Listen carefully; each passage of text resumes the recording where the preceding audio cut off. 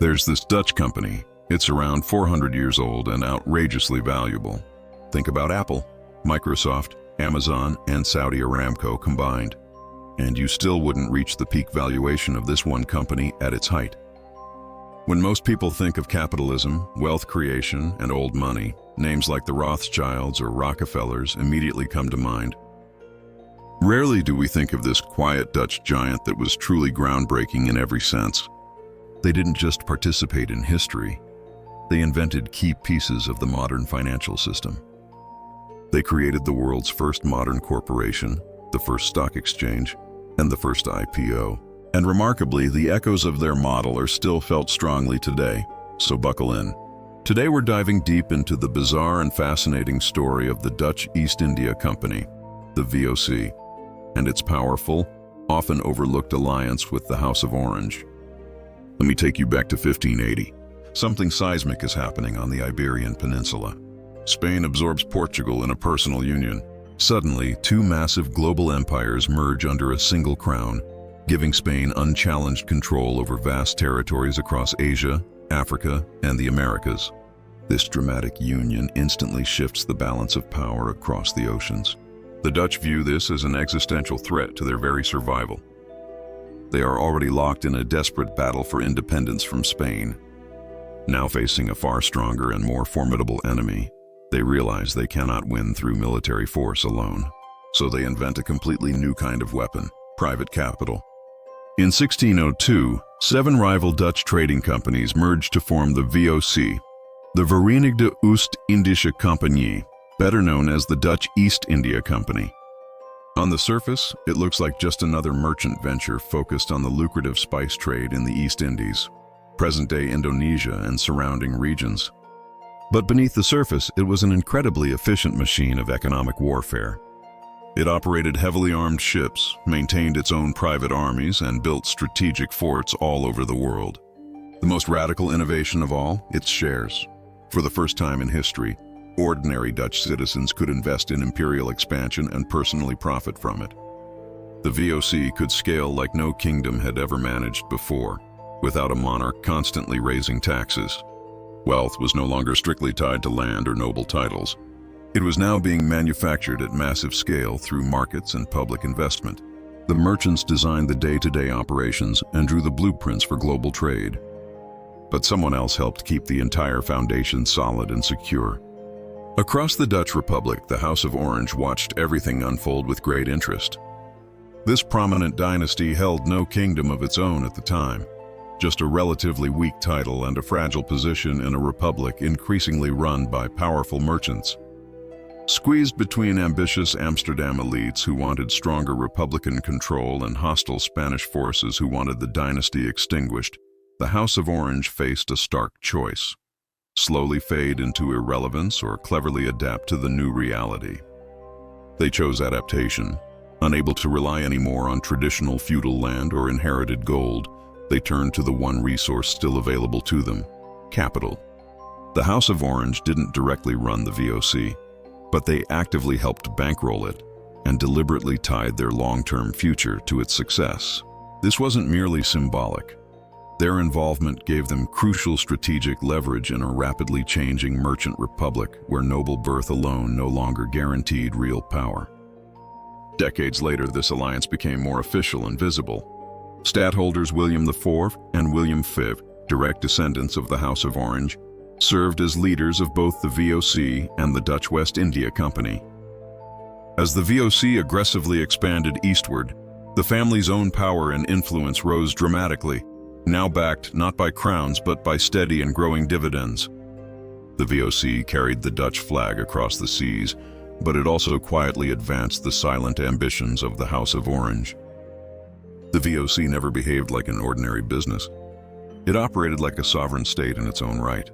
At its absolute peak, it was valued at roughly $7.9 trillion in today's money, vastly surpassing even the biggest tech giants of our era. From the early 1600s through the mid-1700s, over 1 million people left the Netherlands bound for Asia as employees of this mega corporation. They built trading posts, guarded warehouses, negotiated deals, and sometimes enforced Dutch interests at gunpoint across Ceylon, Java, Bengal, and beyond.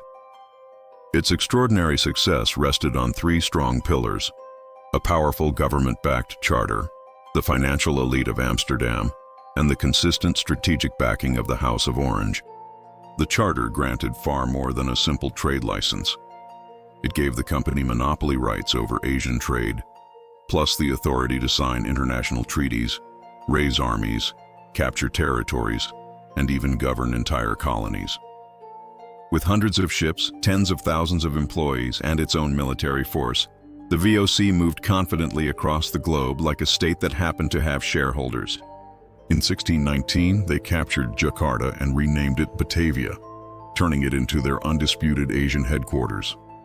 For centuries afterward, Dutch governors ruled from there, leaving a deep and lasting cultural imprint on Indonesia that can still be seen today in its architecture, language, food, and traditions. To fund this vast empire without depending on kings or short-term loans, the VOC introduced something truly revolutionary.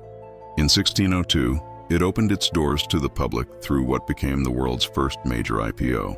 Ordinary citizens could now buy shares and own a direct piece of global trade. This innovation gave birth to the Amsterdam Stock Exchange, the world's first formal stock market. Shares could be freely traded, speculation quickly emerged, and early versions of futures, hedging, and arbitrage tools appeared. A critical breakthrough was the concept of limited liability. Investors could only lose what they had put in. Their personal homes and assets remained protected. This single legal idea dramatically increased public confidence and fueled massive investment. VOC share prices soared, sometimes rising tenfold, creating one of history's earliest waves of investment FOMO. Dutch financial ideas refused to stay confined within the Netherlands. They rapidly spread across borders. In 1688, William of Orange, a member of the House of Orange-Nassau, played a decisive role in England's glorious revolution. He and his wife Mary took the English throne, importing Dutch financial practices that included the creation of the Bank of England, government bonds, and sophisticated public credit systems. These were distinctly Dutch innovations now written directly into British law. Even earlier, Dutch influence had already crossed the Atlantic. In 1609, a VOC-linked ship reached what is now New York Harbor. In 1624, the Dutch West India Company founded New Amsterdam on the southern tip of Manhattan. When the British seized it in 1664 and renamed it New York, they wisely kept much of the Dutch legal framework, financial habits, and commercial customs, because they simply worked better. Those early foundations quietly helped transform New York into the global financial powerhouse it eventually became. The VOC was genuinely revolutionary, transforming trade, corporate structure, and the relationship between state power and private capital forever. But even the mightiest giants have limits. By the late 1700s, serious cracks began to appear.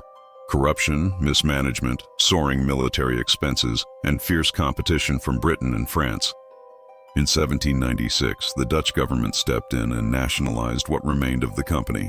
After nearly 2 centuries of dominance, the VOC's original charter had quietly expired. Yet its deeper architecture of power never truly disappeared.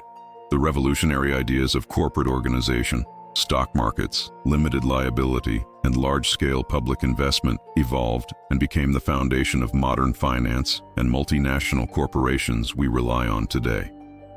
Nowhere is this living legacy more visible than in the modern Netherlands.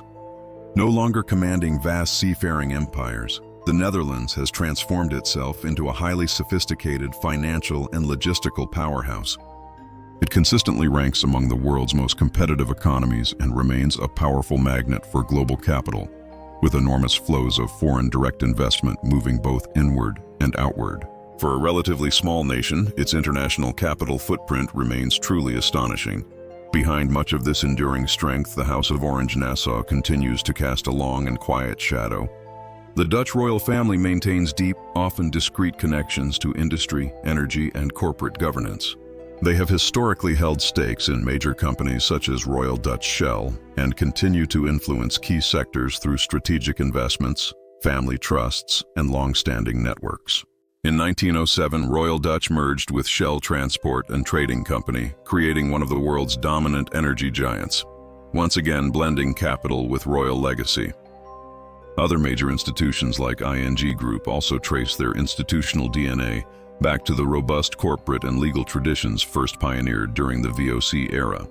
What makes the Dutch model especially remarkable is how smoothly it transitioned from 17th century spice trade dominance to 21st century leadership in finance, logistics, and multinational business.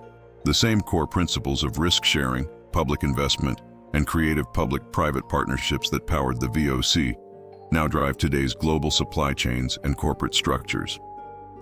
The Netherlands continues to punch far above its geographic weight, not through military force, but through intelligent capital flows, business-friendly laws, and strategic positioning at the crossroads of European and global trade. Of course, this extraordinary success came at a heavy human cost that must never be ignored. The VOC committed serious atrocities during its expansion across Asia. The Banda Islands massacre nearly wiped out the indigenous population, with survivors enslaved and replaced by Dutch settlers. The Amboina massacre saw the execution of English and Japanese traders on fabricated charges. The Batavia massacre resulted in the deaths of thousands of Chinese civilians. Systems of forced labor in spice-producing regions caused widespread suffering, while violence was routinely used to crush resistance and maintain monopoly control over trade routes. These dark chapters reveal that the birth of modern capitalism was never a purely noble story of innovation. It was also deeply intertwined with conquest, exploitation, and unequal power. From the dramatic rise of the VOC to today's global energy and financial giants, one clear pattern emerges. Power and capital have always been inseparably linked. The House of Orange recognized this truth earlier than most, that capital could ultimately prove far more enduring and flexible than traditional crowns. They helped pioneer a powerful corporate-state hybrid model that successfully scaled across centuries and continents, leaving a profound legacy that continues to shape how the modern world organizes money, trade, and power. The Netherlands may no longer rule the oceans with wooden sailing fleets, but Dutch capital now moves silently across borders with far greater influence and reach than any armada ever achieved. That leaves us with a profound question that matters more today than ever before. If markets now hold the kind of power once reserved exclusively for monarchs and empires, then who truly governs the markets? And who holds the invisible crown when the crown itself has become unseen? If you made it this far, drop an orange emoji in the comments below. If you're enjoying these deep historical documentaries, please hit subscribe. We're pushing hard toward 100,000 subscribers, and your support genuinely means the world. Also, if you like this style, check out my video on the Warburgs next. It's another fascinating story you won't want to miss. Thanks so much for watching, and I'll see you in the next one.